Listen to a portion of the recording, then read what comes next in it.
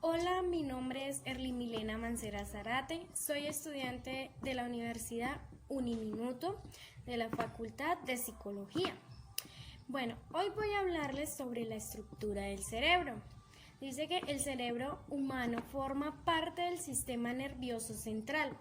En él se distinguen dos partes, que es el encéfalo y la médula espinal.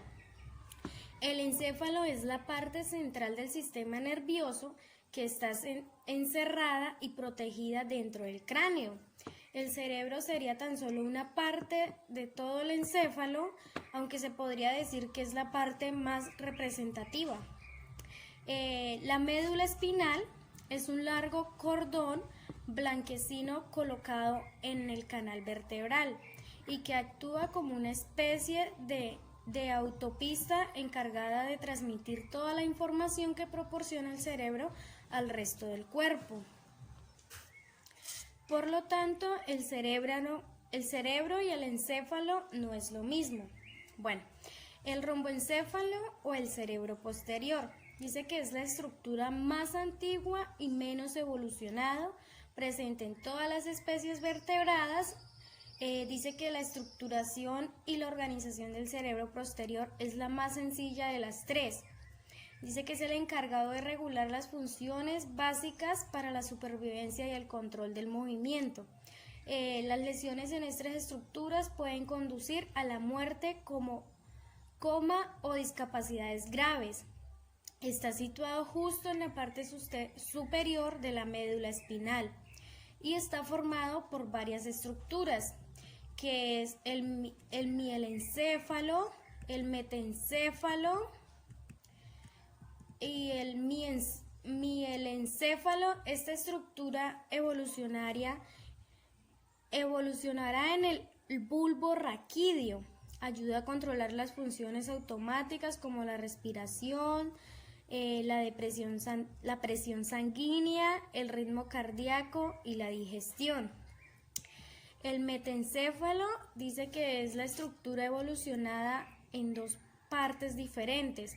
Dice que el puente troncoencefálico, también conocido como puente Barolio, y el cerebro por su parte.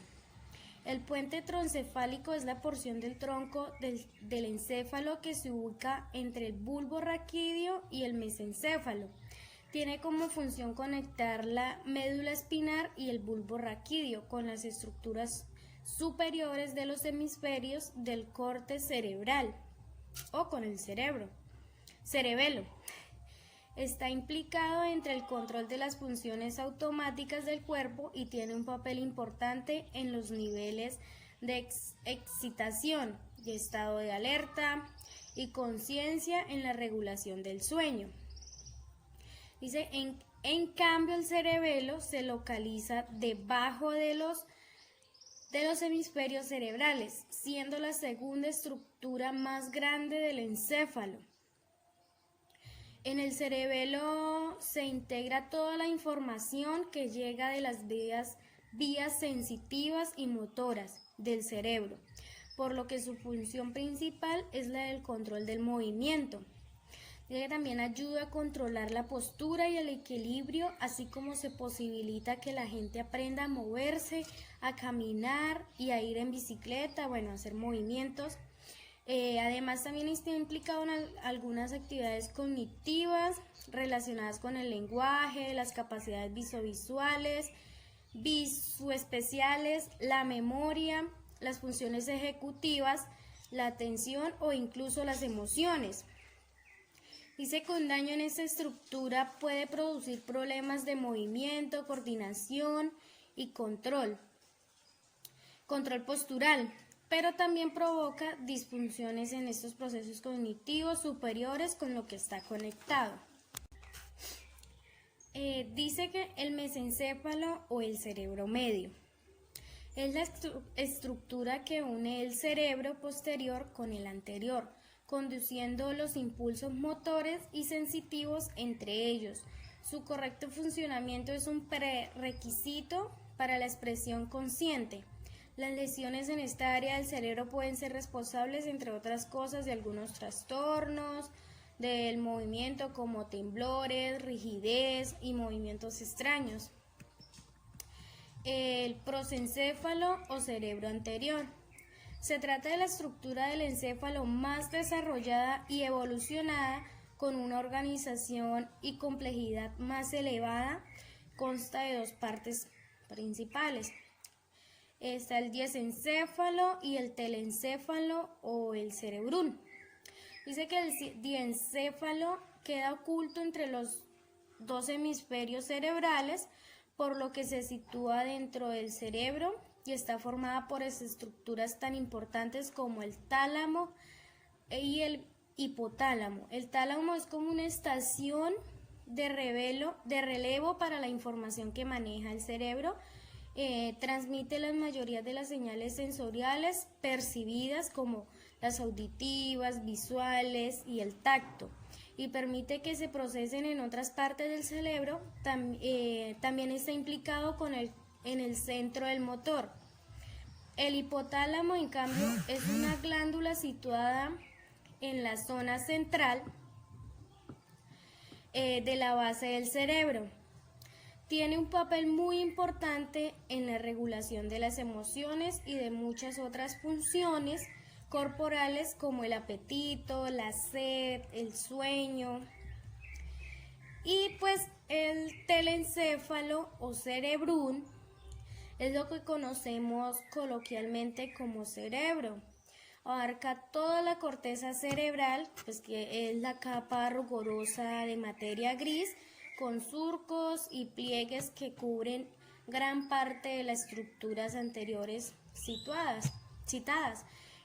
Los ganglios basales, el hipocampo. Durante el desarrollo embriológico se puede diferenciar entre noestriado, paleostriado y arquiestriado.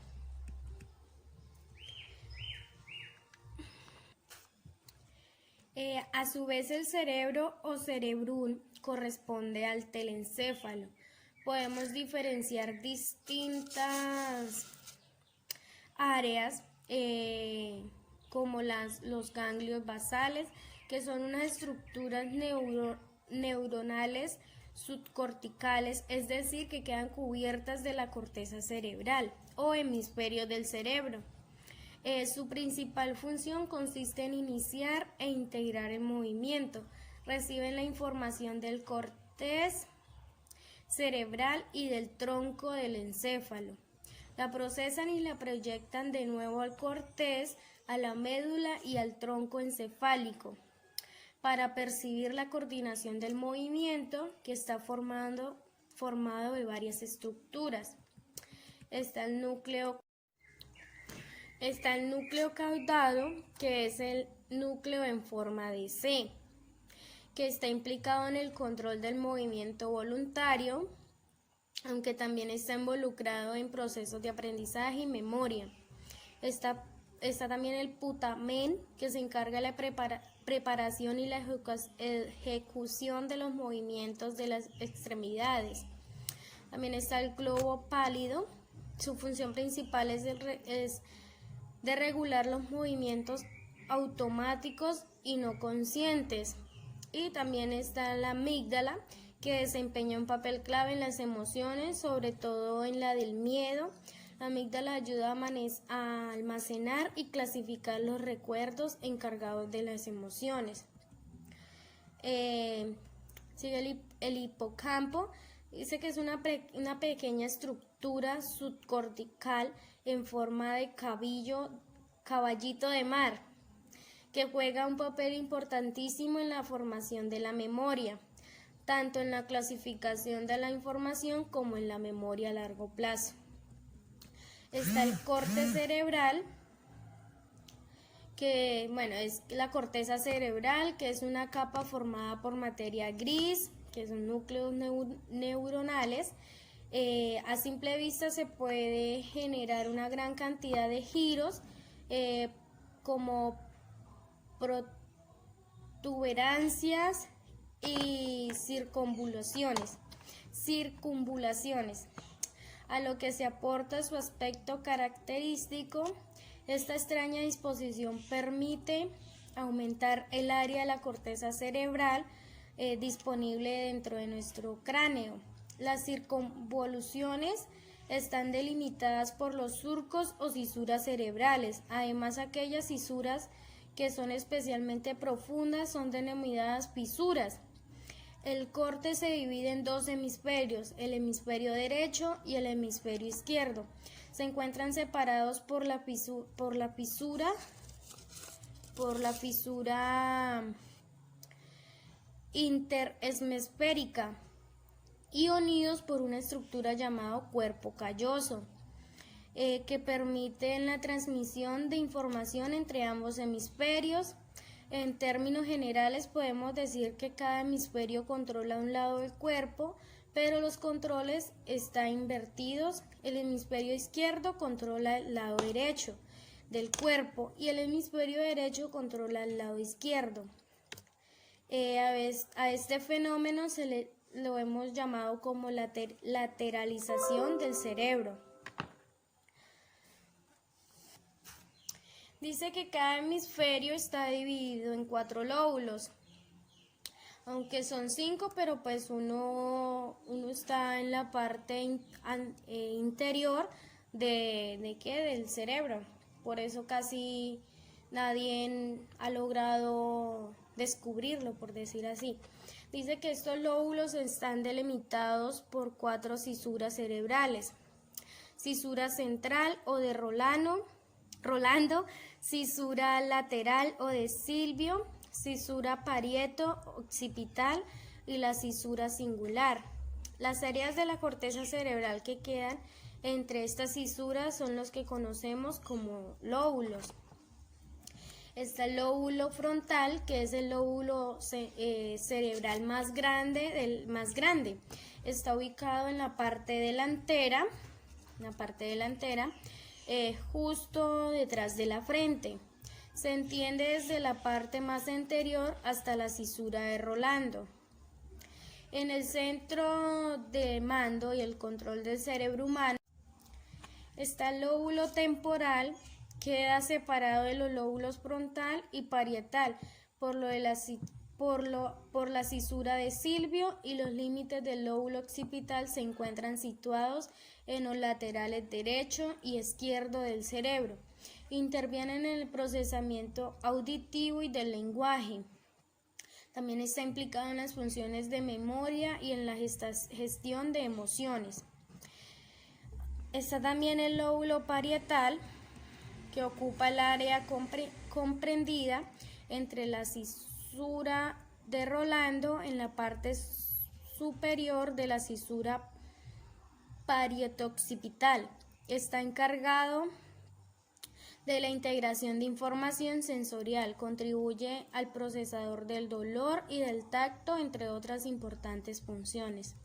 Y está el lóbulo occipital, que está delimitado por los extremos posteriores de los lóbulos parietal y temporal. En la parte trasera del cerebro se ocupa principalmente de la visión, aunque delegue el procesamiento de algunos subprocesos a la visión a otros lóbulos.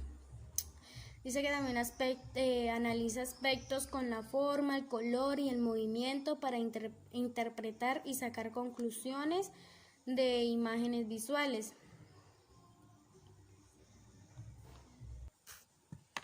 Está también el sistema límbico, que está formado por varias estructuras prosencefálicas.